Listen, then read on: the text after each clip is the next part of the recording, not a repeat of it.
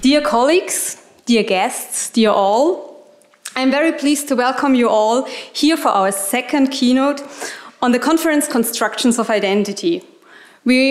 Most of us had a very rich day today, and now we come to the concluding talk, and we are looking all very forward to it. It's my great pleasure to introduce today's keynote speaker, Edith Hall. Edith Hall studied classics and modern literature at the University of Oxford, where she received her PhD in 1988. After working first as a lecturer at Reading and a fellow at Somerville College at Oxford, she was appointed Leverhulme Professor of Greek Cultural History at Durham in 2001. In 2006, she moved to London, first to Royal Holloway College at the University of London, as research professor in classics, English and drama, and 6 years later she was appointed at King's College London. Now she moved on again, and since the beginning of this year she's back at Durham as professor of classics. Edith Hall's oeuvre is broad, and it's hardly possible to adequately acknowledge her work in this short time, and she even told me that I should be even shorter, so I just will pick a few of her interesting research she did. She is interested in ancient theater, ancient Greek literature, Aristotle, classical reception, and gender, ethnicity, slavery, and social class, and she published extensively about all of them. To give you just a very quick impression on how widely she published, I can give you the tip to look at her website. There's one page with all of the books, and it's very colorful, and it's just amazing to see how much one can write. Her work on the Greek theater is very broad, and she published, for example, a book, Greek Tragedy and the British Theatre, 1660 till 1914, together with Fiona Mackintosh. She also published on the theatrical cast of Athens and on Greek tragedy, Suffering Under the Sun.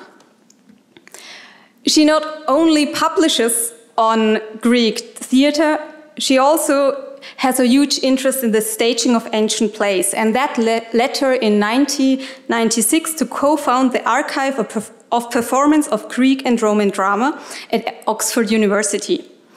This is a project with a huge amount of works. They published 10 co-edited volumes, and she was a part of most of them.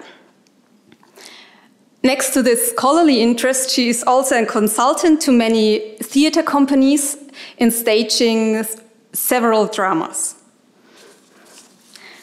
Next to that, she was a principal investigator on the People's History of Classics, a project which presented the voices of British working-class women and men who engaged with ancient Greek and Roman culture between 1789 and 1917. This began as a HRRC-funded research project based at King's College London and had a huge impact. She also published on female classical scholars from the Renaissance to Jacqueline de Romilly. And you see, she's interested in the people who didn't get a voice before, so this is very impressive. One of her important research interests next to all of that is Aristotle, who, as she says, changed her life. And she tried to change all of our lives with her book, Aristotle's Ways, How Ancient Wisdom Can Change Your Life. And if you're interested in that, you should read it. It's published in almost all languages, so you can find a German and many other versions.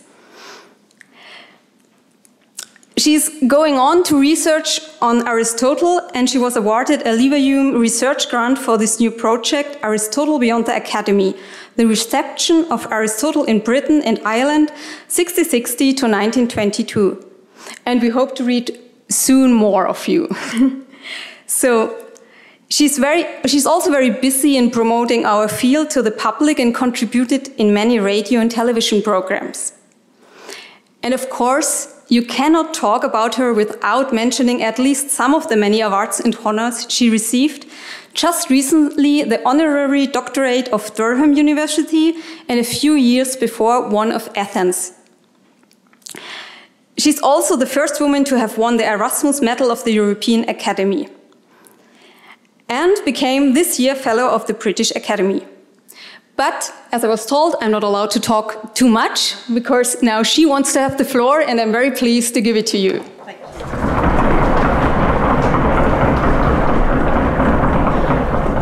Thank you so much, Barbara. Thank you very much to all the conference organisers. I asked for a picture for my Twitter account.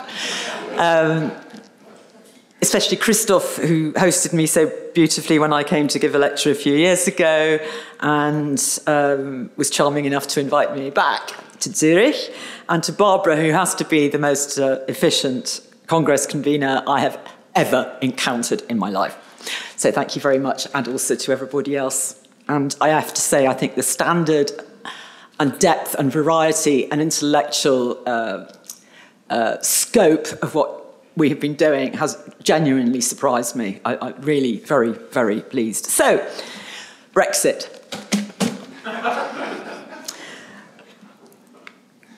So, the vote cast in 2016 by Britons to leave the European Union will continue to have violent repercussions for British Commonwealth and European identities for decades. Within Britain, the decision has fanned the flames of the permanently festering local, national and European identity conflicts within Scotland, Western Wales and Northern Ireland as well, because in all those regions, the vote was emphatically to remain. So I'm looking at Shakespeare's Cymbeline, the last of his 4 Roman history dramas to be written. It was about 1610 or 1611, and the only one with scenes set both in Britain, in England and Wales, and on the European continent. And I'm arguing that the play shows that the contradictions inherent within Britain's identification as European were definitively shaped in the late Elizabethan, early Jacobean era. Now, there were 3 important ingredients in the production of competing national and European identities. First, the accession of King James VI of Scotland to the English throne as King James I of England. And this entailed his promotion of a public image which equated him with, guess who, Augustus, during whose reign Jesus Christ had been born. Secondly, the discovery at that time of the material reality of Roman Britain through William Camden's 1586 treatise Britannia. And thirdly, his collection, Camden's, of almost everything that the ancient Greeks and Romans had ever said about Britain, especially Tacitus in Agricola. Now, Cymbeline explores the competing ideological beliefs held by fervent and xenophobic British nationalists and their more cosmopolitan, Europe-facing compatriots. And it also highlights massive tensions between English, Scottish, and Welsh identities.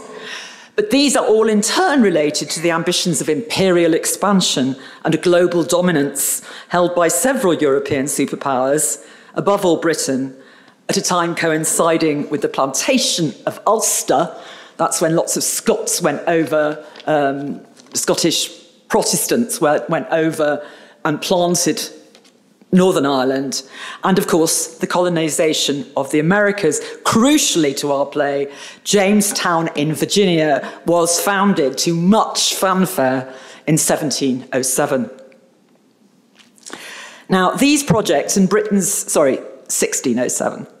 These projects and Britain's self-identification as colonists were continuously informed by ancient Greek and Roman ideas about empire and colonization, and especially about their supposed civilizing potential, where people perceived as savages or barbarians were concerned. But first, I just have to be fangirl for Shakespeare. In Shakespeare's day, the equivalent of the cinema in terms of providing entertainment set in the worlds of the ancient Greek and Romans, like Ridley Scott's Gladiator, was, of course, the theatre. People go to see Shakespeare now in Britain to show that they are rich and upper class. This was not the case for Shakespeare. The groundlings loved his combination of classical history with exciting stage action, exquisite poetry, and heady rhetoric. And scholars sometimes ask why Shakespeare's Roman plays are performed far more often than those of his contemporary Ben Jonson, whose Sejanus and Catiline were written at the same time, premiering in 1603 and 1611. And the answer was already provided by a contemporary theatregoer, an Oxford graduate named Leonard Digges, who compared the impact of Shakespeare's thrilling Julius Caesar with that of Jonson's worthy Roman plays. So have I seen when Caesar would appear, and on the stage at half-sword parley were Brutus and Cassius. Oh, how the audiences were ravished. With what wonder went they thence, when some new day they wouldn't brook a line of tedious, though well-laboured Catiline. Sejanus, too, was irksome. Shakespeare educated his audience in serious Roman history by ravishing them and inducing wonder in them. Now, by making ancient history as electrifying as it deserves, he helped build a basic understanding of it in his regular spectators. He was even able to cross-refer between his Roman history plays in ways which show a solid knowledge in his audience of the important events and characters in Roman history. So in Cymbeline, set in Roman Britain, he reminds his audience of his previous tragedy, Antony and Cleopatra. The audience see and are invited to recognise a tapestry in Prince Imogen's Londinian bedroom, and it depicts proud Cleopatra when she met her Roman and kidneys swelled amongst the banks. So that's like, remember the previous episode. Now, Shakespeare's 4 actual Roman plays are the tragedies Julius Caesar, 1599, Antony and Cleopatra, 1606, Coriolanus, 1608. All of those are basically Plutarch. And Cymbeline, later play, sometimes counted as a romance. And these offer an education in the Roman Empire from about the 5th century BC with Coriolanus, all the way through to the early 1st century AD with Cymbeline. And we have to ask, why did he use Rome quite so much? The eminent Shakespearean scholar Jonathan Bate reminds us that Shakespeare's globe was modelled on what contemporary architects believed a Roman theatre looked like. The architecture and all the embellishments, the painted columns, the decorative details of iconography were meant to look like you were going to theatre in ancient Rome. But what was it about the political situation shared by Shakespeare and his audiences between the late 1590s and 1611, which made the ancient Romans seem so inviting for leisure hour consumption by the drunken groundlings? Are these people identifiably Roman, exotically different in customs, manners, and morals from the spectators? Are they just Elizabethans and Jacobeans in togas? Critics used to find Shakespeare's Roman atmospheres authentically antique. In 1680, Nahum Tate wrote, "I'm sure he never touches on a Roman story, but the persons, the passages, the manners, the circumstances, the ceremonies are all Roman." And Alexander Pope said Shakespeare was very knowing in the customs, rites, and manners of antiquity. In Coriolanus and Julius Caesar, not only the spirit, but the manners of the Romans are exactly drawn. And a nice distinction is shown between the manners of the Romans in the time of the former and of the latter. But the sad game of spotting anachronisms was inaugurated as early as 1712 with John Dennis's essay on Shakespeare. Favourite examples are Romans tossing up their sweaty nightcaps, a clock striking 3, or the reference to Caesar as the chief bishop of Rome. The book that had just recently transformed the picture of their country's ancient history, shared by Shakespeare and his contemporaries, was William Camden's wonderful 1586 Britannia. The Roman past of the province of Britannia had never before been understood and felt as a physical, material reality. Now, Camden was London-born in 1551, 13 years before Shakespeare, but his roots, too, were in the Midlands. He developed his interest in antiquarian matters at St Paul's School and Oxford. He didn't get the academic post he wanted. He became second master at Westminster School after spending 4 years travelling up and down Britain. That was before rail strikes, gathering material for his great work. In 1577, he crucially encountered the supreme Dutch cartographer Abraham Ortelius, who designed the first modern atlas in the Theatrum Orbis Terrarum. And Ortelius personally encouraged Camden to write a guide to all the lands of Britannia. So Camden continued to travel, and he evolved a method which combined topography, delving in local regional archives to find documents, great academic, collecting and drawing antiquarian objects, thinking about nomenclature and linguistic evidence. And he was, of course, by that time able to draw on the work of other antiquarians, some of whom had just begun transcribing the inscriptions from Hadrian's Wall and the Antonine War. So Britannia was published in Latin on the 2nd of May, 1586. It was received with enthusiasm and reissued in enlarged editions in 1587, 1590, 1594, all under Elizabeth. A 1600 new edition was dedicated to Elizabeth, and the 1607 one, the crucial one, to James. It now had lavish maps and myriad engravings of coins, monuments, and topographical sites. And in 1610, when Shakespeare was writing Cymbeline, it appeared crucially in the first English translation by Coventry schoolmaster and classical scholar Philemon Holland, one of the great heroes of English vernacular translation. His translations of people like Suetonius are still being reissued today. Now, Camden's book had an incalculable effect on the national self-image. It superseded the old idea that the first king of Britain was Brutus, a descendant of the Trojan hero Aeneas, the mythical genealogy given its definitive medieval form by Gregory of Monmouth in the 12th century. It replaced that completely fantastic narrative with a synthesis of historical evidence, both indigenous and classical. You can see how much I admire this man. Camden was following the example to a certain extent of Pausanias. He said so, who under the Emperor Hadrian travelled for 20 years and produced his 10-book Periegesis, or Guide to Greece, and Camden used this. But he added something else to Pausanias' formula. One of his greatest achievements resulted from his immersion in classical sources. He was the first scholar to collect all that data about ancient Britain in Greeks and Romans. And a later translator said he'd done nothing less than restore Britain to antiquity and antiquity to Britain. He was particularly struck by the famous passage in Tacitus's Agricola, which explained how British chieftains liked to have their sons trained in Roman habits and language, not realizing, said Tacitus, this actually resulted in their enslavement to the continental European power.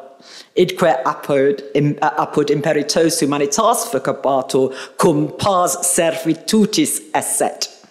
And that passage was central to Shakespeare's Cymbeline and underlies everything that British nationalists have ever said since. Now, Roman England provided a civilized ancestry stretching back more than 1.5 million to the very empire in which the Christian religion and era had been introduced. For Shakespeare's contemporaries, the whole of human history consisted of a series of 5 empires. These were variously defined by ancient pagan and Christian writers. The first 4 were Assyria, Persia or Carthage, Greece or Macedonia, and Rome. Pagan critics of Rome said the Roman Empire was as bloody and evil as the others and would be replaced by a better one, perhaps the Parthians. But the Christians obviously saw the fifth and final empire as the one in which their own religion would prevail. And they identified this in the story of Nebuchadnezzar's statue dream, related and interpreted by Daniel in the Old Testament. There was a statue made of different components and different substances. Its head was gold, its upper torso silver, and so on. It was destroyed by a stone cut, not by human hands, which then became a large mountain and filled the world. And Daniel explains to Nebuchadnezzar that the golden head is the Assyrian kingdom, which would be followed by a series of others which degenerate until the kingdom of God comes, smashes up all the others, and lasts forever. Sometimes the early and medieval Christians identified the fifth empire with the apocalyptic second coming and the resurrection. Sometimes they saw it, more the Protestants, as their own church on earth. But Elizabethans and Jacobeans, at least after Camden, were now very clear that Jesus Christ had been born in the reign of Augustus, whose stepfather, Julius Caesar, had made those early Roman incursions into Britain. And they sensed that the Fifth Empire, the Christian era, and the incipient empire, ruled by Englishmen, were all somehow interconnected. So this is why Shakespeare set Cymbeline approximately at the time of the assumed date of the birth of Jesus of Nazareth. And Augustus, who died in AD 14, is in his prime in this play. Now, Shakespeare will probably have known from Camden that the reign of the historical Romano-British king Cainobelinus Rex began around then in 10 AD. He will certainly have been able to admire all these coins of Cainobelinus in his 1607 edition of Britannia because he drew them. And Camden's discussion says that Cainobelinus flourished in the days of Augustus and Tiberius. It was in his reign that Britons cast off and left their barbarous rudeness. Now, and he drew all of these coins and discussed them. Camden's work also made a difference to how the English thought about their relationship with the Scots and Irish, and to a certain extent the Welsh, because the so-called civilized zone of Britannia was largely England. Now, this had ramifications for how the Elizabethan and Jacobean English thought about their Scots, Irish, and Welsh neighbours. And it also had ramifications for the ideas so scrutinised under James about the unity of the new Great Britain, which he had brought into being by uniting the crowns of England and Scotland and then adding the lordship of Ireland in 1603. The fascination at this time with ancient Rome owes much to Camden's careful reconstruction of Roman Britain. And this encouraged him to think about Roman history, especially with the anxiety over the succession and the right type of government, which Queen Elizabeth, getting very, very old with no child, was bringing to the fore. There was a huge fear of civil war, which of course did break out 40 years later. And the effects of that are exactly what's explored in Shakespeare's two most famous Roman history plays, Julius Caesar and Antony and Cleopatra, written shortly before and after that crucial regime change of 1603. Moreover, when King James came to the throne in 1603, he projected an image of himself as being like Augustus, who, after a long period of civil war, brought Rome to peace, unity, and an expanding empire. This is how he had his image projected, for example, on a medal he distributed to mark his coronation. And in that very year, Shakespeare's company of players were granted the royal patent that made them the King's Men, the official theatrical company of his court. London theatre audiences really wanted to know more about that great ancient empire of which they'd been a member and the virtues of which their new king was promising to restore. Shakespeare responded by setting two more of his plays in the Roman world. In Coriolanus, which I would love to talk to you more about, but I'm not going to. He used North's Plutarch and Philemon Holland's Livy to take his groundling spectators back to the very earliest days of the Roman Republic. And I could not recommend more Ralph Fiennes' movie of Coriolanus. He gets a superb performance out of the actor better known as Leonidas of Sparta from 300. We actually get to see him act. In the same, in that play, he examined how regime change at Rome, the increasing power of the plebeians, or at least of the plebeians' manipulative tribunes, brought the role of brilliant individuals into question. And of course, that republic had collapsed in catastrophic civil war in the first century, events which Shakespeare dramatised before Elizabeth's death in Julius Caesar. The catastrophic civil war was won at Actium and then ended by Augustus, with whom James was constantly comparing himself. Augustus imposed the Pax Romana and the Imperium Romanum simultaneously. Similarly, James put down the last large-scale conflict between the landed aristocrats and the peasants of the countryside of England. And I think that that really was informed by the way the rebel Volscians and the Roman centre of power may have provided his London metropolitan audience with a sense of the peasant-led chaos from which James had saved the urban population.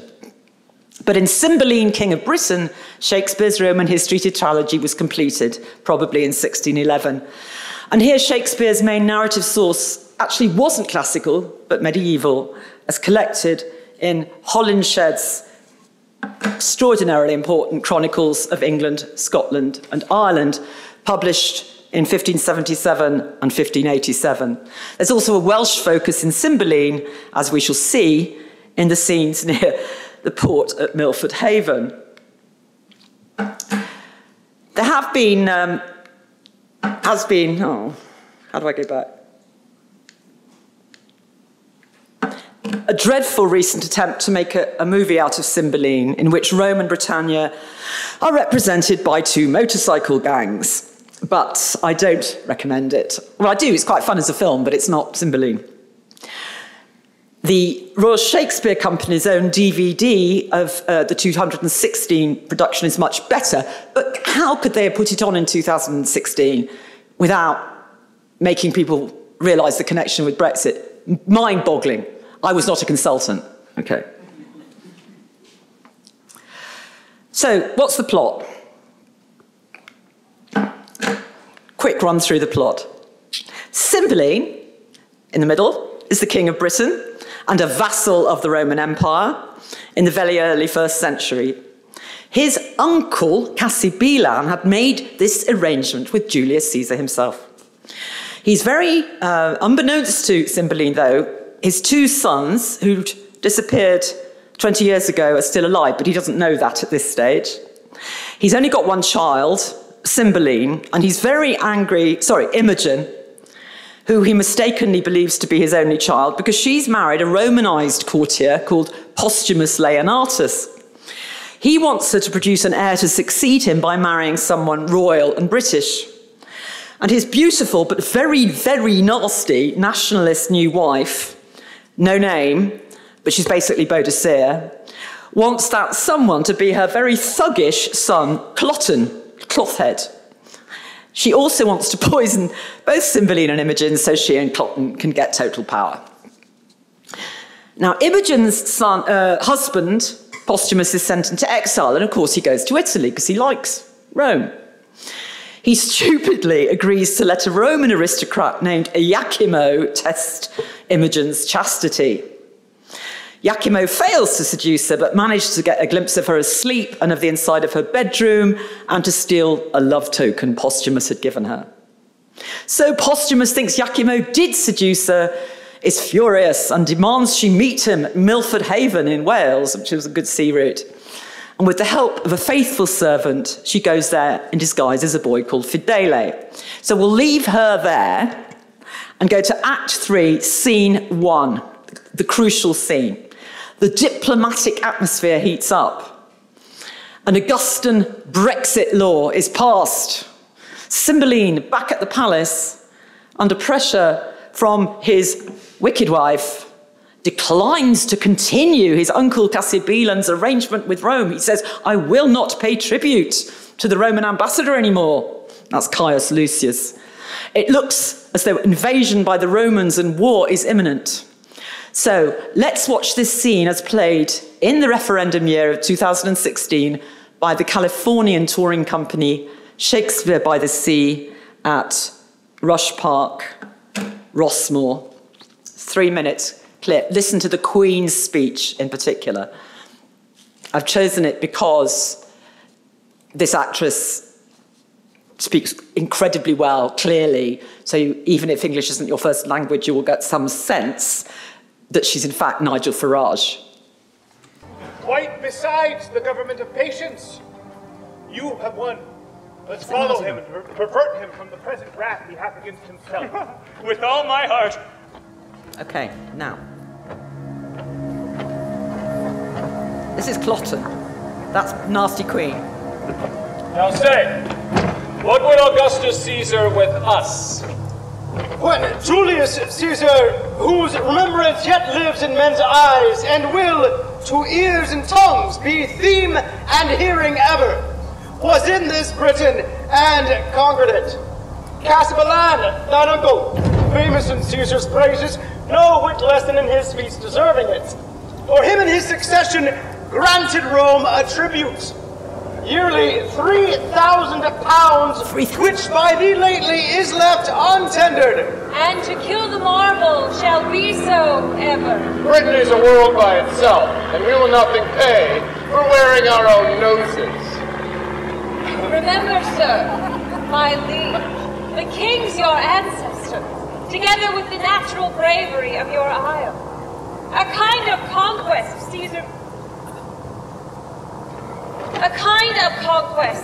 Caesar made here, but made not here his brag of came and saw and overcame.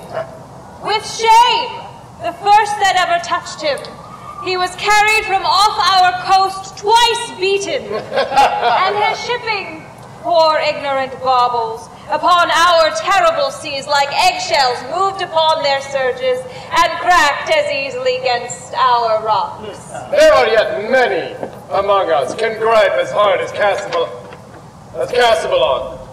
I do not say I am one, but I have a hand. Why tribute? Why should we pay tribute unless Caesar can hide the sun from us with a blanket? Put the moon in his pocket. Well, then we would pay tribute for light. Else, sir, no tribute. Peace you now. You must know, till the injurious Romans did extort their tribute from us, we were free! Aye! Caesar's ambition, which swelled so much, did almost stretch the sides of the world. Against all color here, did put the yoke upon us, which to shake off becomes a warlike people, whom we reckon ourselves to be. We are! You. I am sorry, Cymbeline, that I must pronounce Augustus Caesar a Caesar that hath more kings his servants than thyself, domestic officers, thine enemy. Receive it from me, then. War and confusion in Caesar's name pronounce I against thee. Look full fury, not to be resisted. Thus defied, I thank thee for myself. Thou art welcome, Caius. His Majesty bids you welcome. Make pastime with us a day or two, or longer. But if you seek for us after, and in other terms, you will find us in our saltwater girdle. So, sir. I know your master's pleasure, and he mine. All that remain is welcome.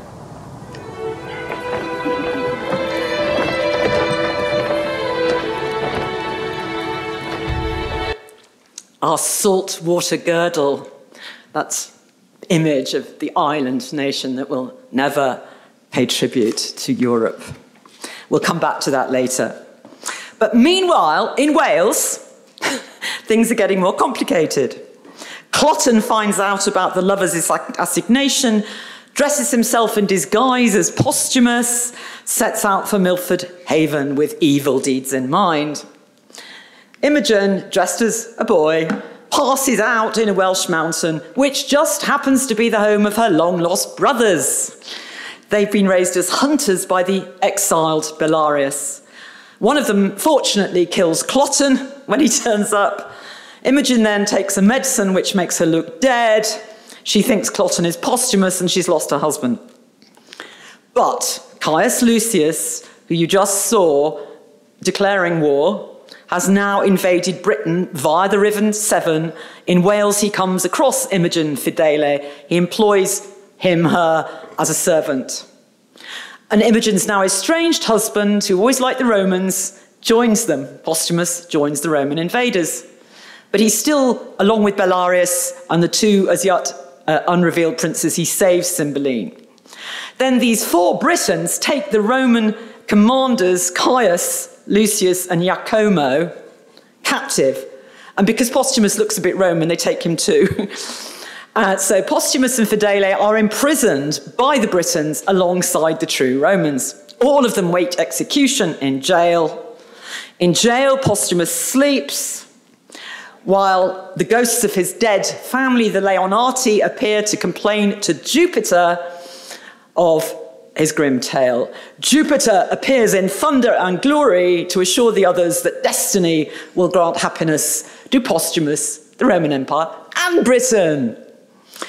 But before they can be executed, news arrives that the evil queen has died. She just died.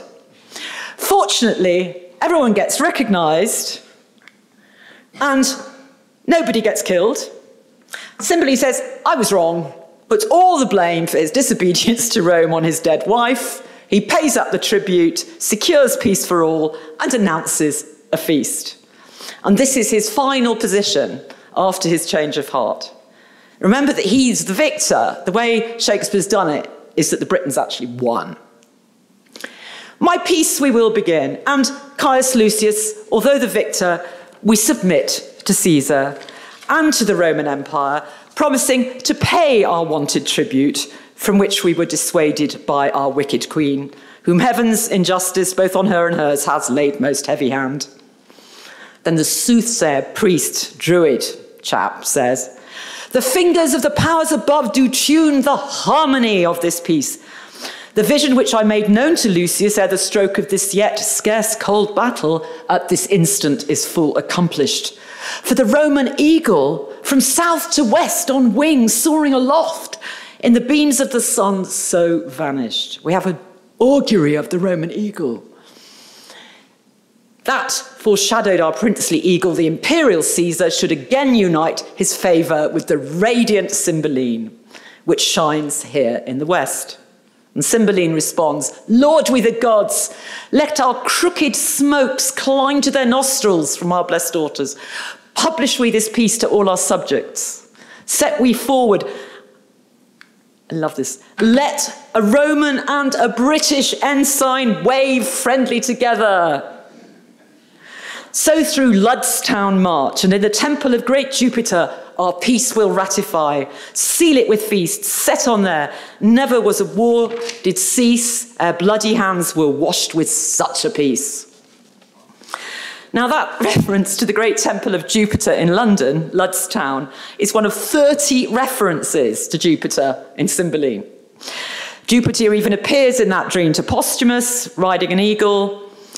And I think Shakespeare was almost certainly thinking of the dedication of the temple of Jupiter by Augustus and the Roman games which he vowed to Jupiter Optimus Maximus, both of which had been described in the very recently translated Lives of the 12 Caesars by Suetonius by guess who? Philemon Holland. Under Cymbeline, the principle becomes when in Britain, do as the Romans do. So the picture of Rome and the Roman Empire is really positive. The only truly immoral individuals are the arch opponents of Rome, the queen and her clottish son, Cloten. The more magnanimous Cymbeline himself had education and training in Rome. Posthumus, although a Briton, was given a Latin name by a Roman custom and heads straight for Rome when exiled. And as for the Roman ambassador and military supremo Caius Lucius, he is by far the best behaved person in the play. And this is despite being the one who comes to demand the payment of tribute and the one who declares war on the Britons when they vote leave. He acts honestly, honourably, clearly and decisively. He's praised throughout as a virtuous man. He does not lie, make underhand moves, or get involved in erotic shenanigans. Presumably he's a Stoic. Cymbeline calls him noble even after the diplomatic rupture, and at the end of the play he remains stoically composed in the face of imminent death. His arm is defeated, he stands before Cymbeline humiliated, but says simply, "Since the gods will have it thus, that nothing but our lives may be called ransom, let death come." Cymbeline, on the other hand, has behaved badly. Even his refusal to pay the tribute, which might have been presented in that context in a positive patriotic light, is the result of him being manipulated by his queen. So, my last section, what is going on here? It can be termed that turning from Roman tragedy to Roman romantic farce, really. Shakespeare is using Rome generically to reflect the national mood. Glyn Wickham, a legendary Shakespeare scholar, whose advice was sought in 1970 by Sam Wanamaker on the construction of Shakespeare's Globe, is quite explicit. He says, "The happier vision of a Roman world has its true origins in the political consciousness of the British people, saved from foreign invasion and civil war by the peaceful accession of James I in 1603, by the timely discovery of the gunpowder plot in 1605, and the final ratification of the union of the two crowns by Act of Parliament in 1608. King James's personal motto was indeed Beati Pacifici, blessed are the peacemakers. Another scholar summarises the dominant Elizabethan Jacobean attitudes towards the reign of Augustus thus: whether the Romans praised Augustus for ending civil disaster, whether the Christians honoured him because Christ enrolled as a citizen under the head of his temporal kingdom, or whether he was remembered for restoring the laudable institution of kingship, the varying attitudes only reinforced one another. But I think these interpretations, though correct, still underplay the incredible effect of stressing not only the parallel between Augustus's Pax Romana and James's Pax Britannica, but their genealogical continuum and topographical identity. Cymbeline's palace is at London, Ludstown, even though the historical Cynbelinus was based in Colchester. And again, Jonathan Bate has reminded us that in Shakespeare's day, it was rumoured the Tower of London had been built by none other than Julius Caesar. Now, a clue to the way Shakespeare invited his audience to acknowledge their own Roman past lies in the speech of Posthumus to his Italian hosts in Act 2, Scene 4. He's at Rome. Posthumus says war is likely since his compatriots have no fear and have become much more organised than when Julius Caesar first invaded in 55 BC. He says, our countrymen are men more ordered than when Julius Caesar smiled at their lack of skill, but did find their courage worthy of his frowning at. Their discipline, now mingled with their courages, will make known to their approvers they are people such that mend upon the world. So here we have the British character, only half a century of contact with Rome, defined as offering a unique blend of British courage and Roman discipline, a blend which makes them capable of infinite world advancement. Now, that analysis of national character will have raised a huge cheer in the Jacobean theatre, packed with an audience who really believed they were the direct descendants of those Romanised British royals. But there are other ideological complications. Gender is also used in the play to define Aboriginal British savagery against pan-European male civilization. And that's very different from Brexit, where men were far more likely to vote leave than women. My own household is like Cymbeline. My husband voted Brexit. Shock. Now, there are reasons for why women in Britain voted Remain, and they're to do entirely with improvements in maternity leave and children. We still flogged our children in schools legally but the EU wouldn't let us anymore. I didn't do it personally. But male bonding becomes ever more important in the rest of the play to the vision of Britain. Belarius reconstitutes an all-male family, Celtic family in the British Welsh cave. The princes bond with Posthumus on the field of battle. Cymbeline rebonds with Posthumus. And Cymbeline's evil queen has no direct source in Holyshedh. She's modelled on his Voadicea or Boadicea, Boudica, active around 60 years later than the events in Cymbeline. That Boadicea opposed the Roman conquest but failed to liberate Britain from that imperial yoke. And Camden's Boadicea delivers a huge speech on British freedom and resistance to tyranny, where she argued against paying tribute to Rome and stressed the natural strengths of the island, girt with salt, and the past history of the British kings. Holinshed says she went far too savage in her revenge on Rome, and that's because she had an undisciplined army containing women as well as men, which is defeated by a much smaller all-male force of Romans under Suetonius' leadership. Holinshed summarises Boadicea's revolt. The chief cause of the Britons insurging against the Romans, they admitted as well women as men to public government. Depressing. Other plays of the period which deal with British rebellion against Rome end with this same masculine embrace. The triumph of the exclusion is figured in this masculine embrace in the final scenes. We've got rid of the queen, so masculinity is the metaphor for empire. But another weird way in which the tensions in Cymbeline do and do not foreshadow the arguments over Brexit is in the treatment of the legal system in Britain, Jose. Legal system. I said I would mention it.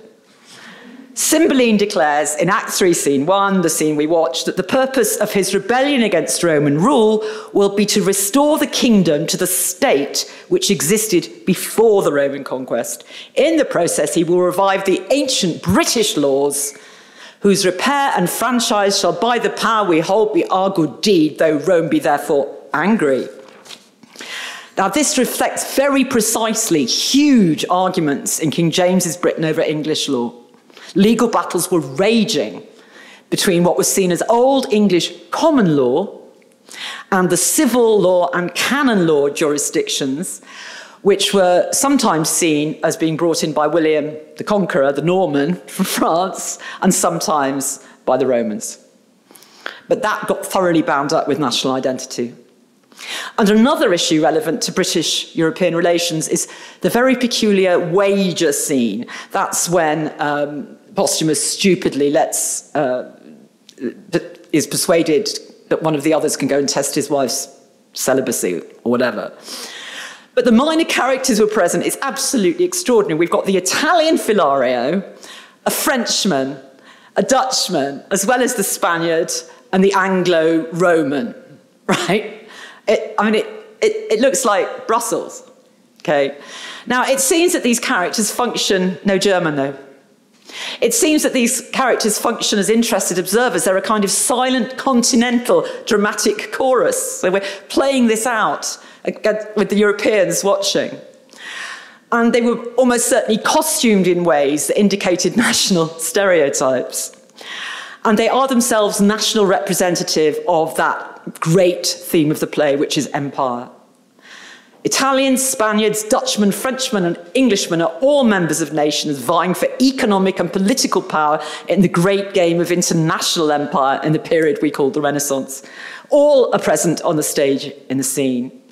The players in this scene are emblematic of the imperial battle between different European countries. But in conclusion, the play ultimately is as contradictory about English and British national identity as the voting population was about Brexit in 2016. The notion and meaning of Britain is thoroughly interrogated, but no satisfactory conclusion reached. It's this magic wand.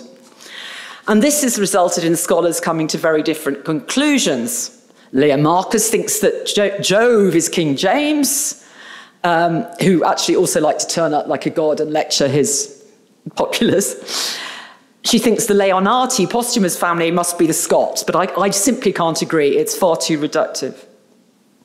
But Ronald Bowling is more interested in Wales.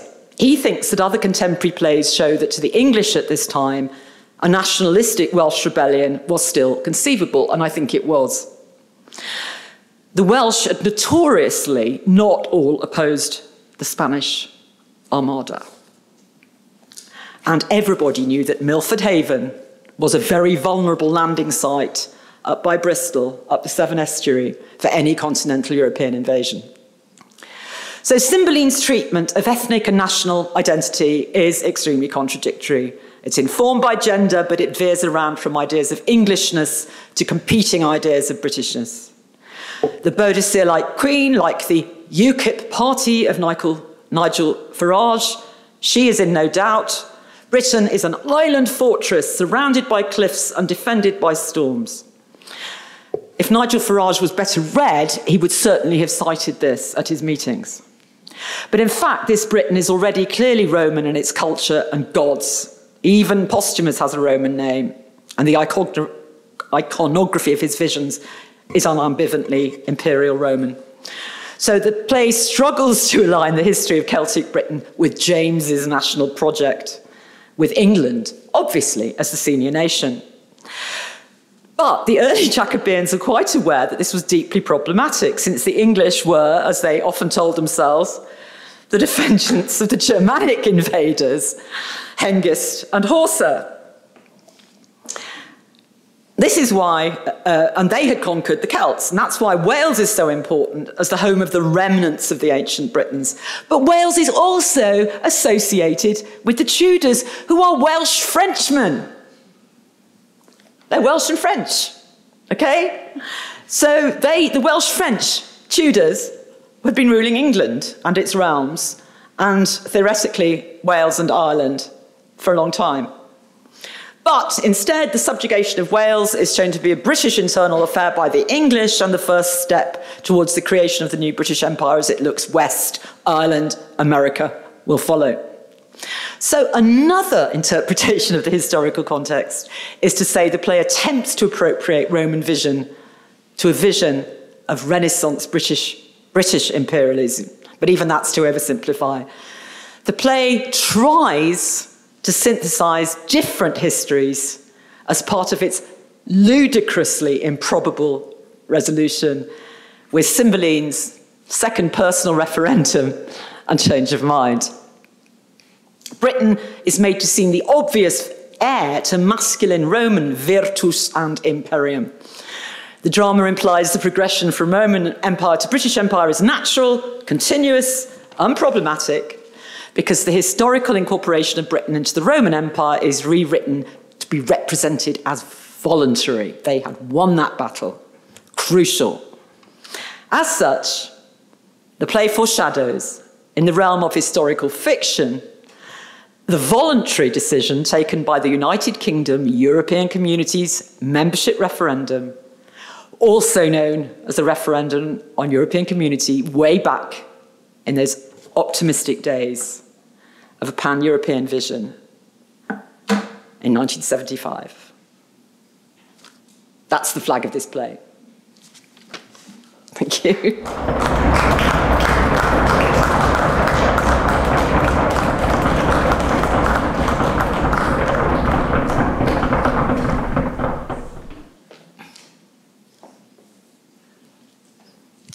So thank you very much. I see very enthusiastic faces here in the room, and I'm sure there are a lot of questions everybody wants to ask you about this play, about all the connections you made. So who's first? Oh, I'm the first. Okay, thank you that you mentioned the law. I think it's pretty spectacular in English history how the law is not just a tool, as sometimes we think, but also a cultural artifact, Absolutely. and therefore an identity symbol as well. And this, in the reception or non-reception of civil law in England, is a huge thing. I just wanted to ask you if in the history of the later reception of the play, there is some perplexity about this fact that the good people in the play are the ones who want to pay tribute to a foreign power, and the evil character is inspired by Boudica, by the heroic queen. Yeah? And then just a pedantic footnote, Postumus is a very curious name for a newly enfranchised citizen, so I wonder if there is some symbolism to that. Maybe.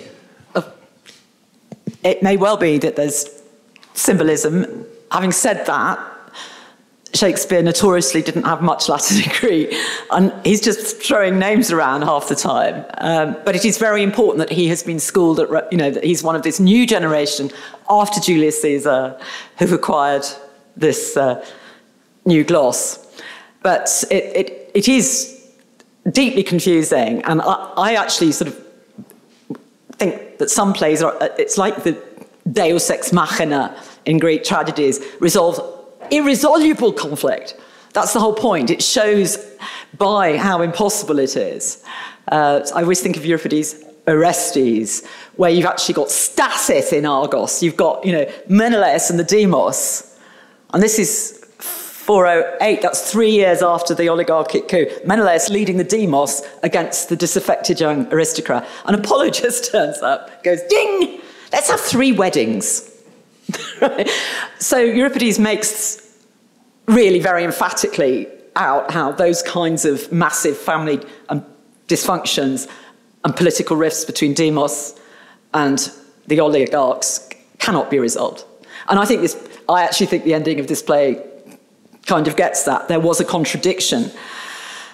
The word that we haven't talked about is Catholicism. And Shakespeare actually wasn't, I think, very political. People tried to make him out to be a proto-Marxist or, all this sort of. He just wanted to entertain people. I really believe that, and he was brilliant at it. And he so far veers away from any mention whatsoever of Christianity, even though everybody knows that this is the date that Jesus is born. By going just before, it means he can avoid the entire 16th century, the entire bloody Reformation in Britain, where James's relatives burning each other's Protestants and Catholics at the stake. It's evasion, pure and simple. And there's something very safe about this time. It only really comes up with canon law. That's exactly where it comes up, because once you get into the ecclesiastical courts, I think you could go a little bit there, but he utterly evades that. So, but it's this sleight of hand where we basically say, well, the Britons did win. They beat the Romans. And volunteered magnanimously to stay as part of the club. It's a fantasy which the groundlings will have enjoyed.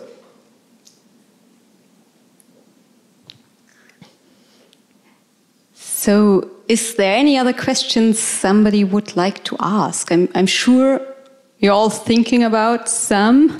Could we just, yeah, because we want to go to dinner. And no, but we need to ask you a little bit more. Well, I thought we could just play the happy ending.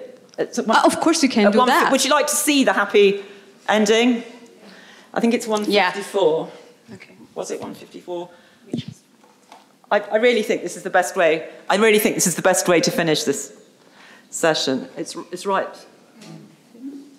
Keep going. I think it's 150 maybe. Yeah, just before that. All right. Yeah, let's go from there. This is the happy ending. Okay. So Imogen's rediscovered her long-lost Postumus. Cymbeline gets to hug his long-lost sons. In the Welsh, he found them. They've been brought back from Wales. And the Romans and they're going to have a party in Londinium, near the Tower of London. Have I not told you that my guilty conscience had almost driven me mad? And then heaven opened. It'll be in a minute. And you appeared. But prithee, dearest wife, How did you come to think that I was dead? I cannot speak of it. It is too dreadful. I saw a headless man dressed in your clothes. That was Cloten. Son, he said to the queen. I cut off his head. Nay! The gods forbid! I would not thy good deeds should from my lips pluck a hard sentence. Prithee, valiant youth, deny it again. I said it, and I did it. He was a prince! A most incivil one. The wrongs he did me were nothing prince-like. He provoked me with language that would make me spurn the sea if it could so roar to me. I cut off his head, and am right glad he is not standing here to tell this tale of mine. I am sorry for thee by thine own tongue. Thou art condemned, and must endure our law. Thou art dead! Find the offender, take him from our presence. Stay, Sir King! This man is better than the man he slew, as well descended as thyself, and hath more of thee merited than a band of Clotens ever had scar for. Let his arms alone, they were not born for bondage. Why, old soldier, wilt thou undo the worth thou art unpaid for by tasting of our wrath? How of descent as good as we? And that he spake too far. And thou shalt die for it. We shall die all three, but I will prove that two of us are as good as I have given him out. Take him away. The whole world shall not save him. Not so hot. First, pay me for the nursing of thy sons. Thy sons. What? Nursing of my sons. I am too blunt and saucy. Here's my knee. Ere I arise, I will prefer my two sons, and then spare not the old father. Mighty sir, these two young men who think they are my sons are none of mine. They are the issue of your loins, my liege. This gentleman, whom I call Polydor, most worthy prince as yours is true Guiderius. This gentleman, my Cadwal, Barbarigus, load of your begetting. Oh! What am I? Mother with the birth of three? Never mother rejoiced deliverance more. Blessed pray you be, after the strange starting from your orbs. May reign in them now! Imogen. Thou hast lost by this kingdom. No, my lord, I have got 2 worlds mine! Oh! Rare instinct, when shall I hear all through?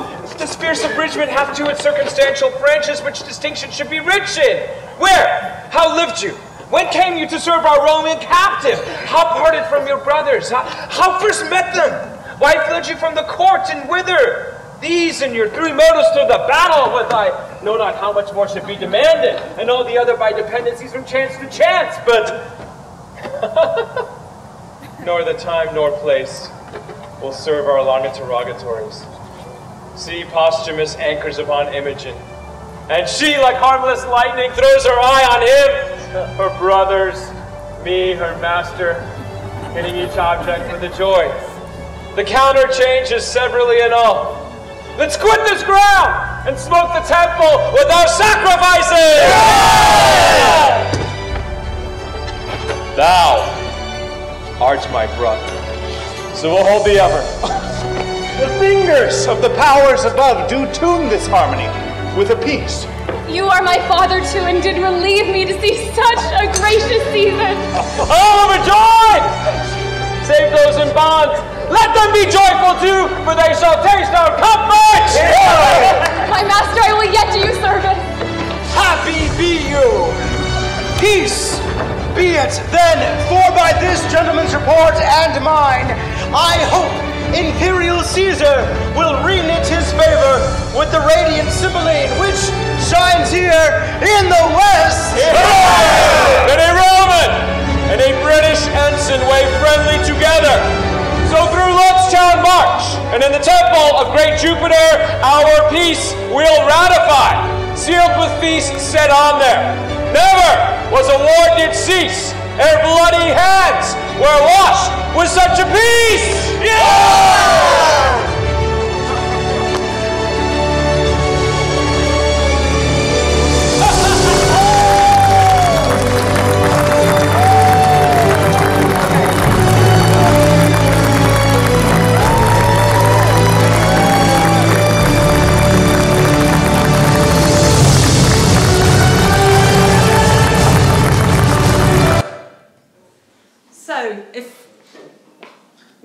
reunite. I'm basically Scottish, and if Scots go independent, which they may well, I'm going to go and live in Scotland because they then want to rejoin EU, and then we will not only sing Freude, schöne Goethe, Funken at the top of our voices, but we will also have the party at the end of Cymbeline. So, thank you. And my husband might leave me, but hey. Okay, so, I mean, before you leave and we have a party, if anybody would like to ask a question, now's the time. Otherwise, I think that was such a great ending to a very vivid and almost theatrical presentation we had today. I'm very glad you all came. I just want to let you know, if you want to have more of this, but different, you can come to our conference tomorrow. So it starts at 10 o'clock, and we will have a lot of interesting papers in the morning and in the afternoon. And in the late afternoon, we will even have another keynote lecture about history as a game foundation in Assassin's Creed Odyssey. I can promise you, you will also see some videos and some impressive ancient reconstruction of ancient Greece this time, so we are quite fair having both. So please do come. We would look forward to having you again. And now I think we all should have a great evening.